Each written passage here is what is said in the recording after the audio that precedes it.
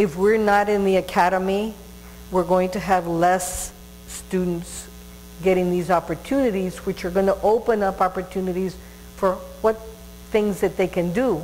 Now, I am not saying that you need to have all Chicano scientists as role models. There are a lot of majority male and female role models. But if they don't have the right frame of mind of how they see our kids, we're not going to get our kids to the next level. They're going to get turned off and dropped out, especially women. From there, I did 2 postdocs because at that time, I went to graduate school in Indiana. It was cold. There were no Mexicans there. That was strange. No offense to all the gringos, but you know, they were all gringos, and I was the only Mexican American in that area. But anyway, I got a PhD, ended up doing 2 postdocs because at that time, if you're a woman, you needed to do 2 postdocs to be as good as a guy or as competitive as a guy. And then I went to, the second postdoc was at Michigan State, and it was in the animal science department. And I met my husband, and so I kind of got stuck at Michigan State, so I applied for a position there, and it was in the Department of Natural Science. And that was a general education teaching department. And I think that really inspired my passion to look at what kind of science we're teaching non-science majors. Because non-science majors are the ones that are the politicians, they're the lawyers, they're the people that go into all the departments at the national level, and they make policy that affect the rest of us. And so I felt that as a scientist, it was important for us to care not just about the health of science. And Elma was more focused that way.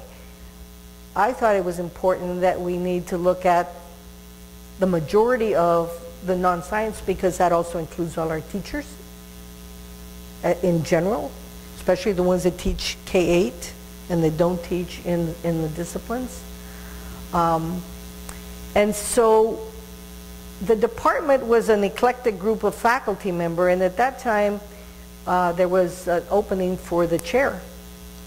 And all through my academic career at the beginning, I was very anti-administration.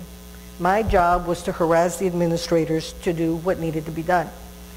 That's what I saw my job was. And then someone came up and said, Diana, why don't you run for chair of the department? I said, are you crazy? And he says, well, look at the other 2 idiots that are running. I said, well, you know, when you put it that way, that is true. I had no idea what being an administrator was. But I said, yeah, why not? And so actually I got the position. And the dean said, now they're going to give her some of the same stuff that she's been giving me. And I said, wrong. What I found out about administration, now everybody said I was going over to the dark side. But you know what? I found out that I liked administration. I was good at it because I knew how to work with people, and you had access to a lot of information. And access to information is power. If you do not have information, you don't know how systems are put together, and so you don't know how to influence them. I was in that position 5 years, and we always joked that they dissolved the department in order to get rid of me as chair. That was also a very political. I did go through a dissolution at a big university. That was at Michigan State. I forgot. I was at Michigan State University. And they dissolved the department. That was very traumatic on about 40 faculty, including myself, because we went to our discipline departments, and my discipline was biochemistry. So when I was going to go over there, they said, well, why do you want to be here if you're interested in teaching? You should go to College of Education. And so when I talked to people in education, they said, well, you don't have any education courses. You can't come to the College of Education. So I said, I think those people might be a little crazier than the people in biochemistry. So fortunately, I had friends in the higher administration, and I wrote some very strongly worded letters and copied them. But what happened after I went to biochemistry, the position at Texas A&M Corpus Christi came up for a dean. And I said, ooh, this is a good opportunity to make a difference back in South Texas and to give back, and also to build a college, because and Texas A&M Corpus Christi at that time in 1994 was not a four-year institution, and that's when it became a four-year institution. But the one that really pushed me to apply was my husband, and he was really supportive. And I don't think we would have remained married if we didn't have the same views of giving back to our communities. So I spent 13 years there, and my husband stayed at Michigan State because he's an extension, and I told him, don't come down to Texas. These people are not quite in the 20th century, and you will just die in it's true back there.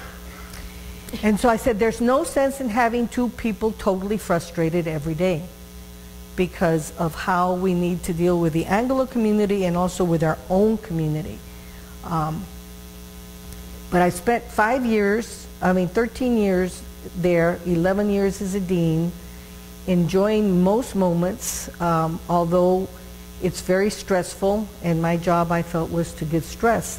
One of the advantages I had was that we were at HSI, but I have to say that HSI in name only.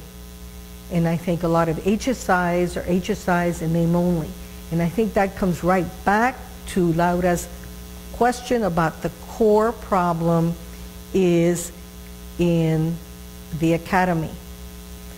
And the other core problem part of that is that we're not there. And we're not in decision-making positions as chairs or as deans of departments. Now, there are some of us, but even when we get there, how much of a risk taker are we willing to be? I'm convinced that people that get into administration and get into higher positions are yes-type people, as a rule. At least that's been my experience. Now, I don't know if that's your experience, but if you're going to succeed in academia, you're going to have to toe the line. And if you don't toe the line, it's very risky, and you might not make it up to a position where you can influence policy. Because unless you can influence policy, you're not going to make the changes. And for me, it's nice that we have a Hispanic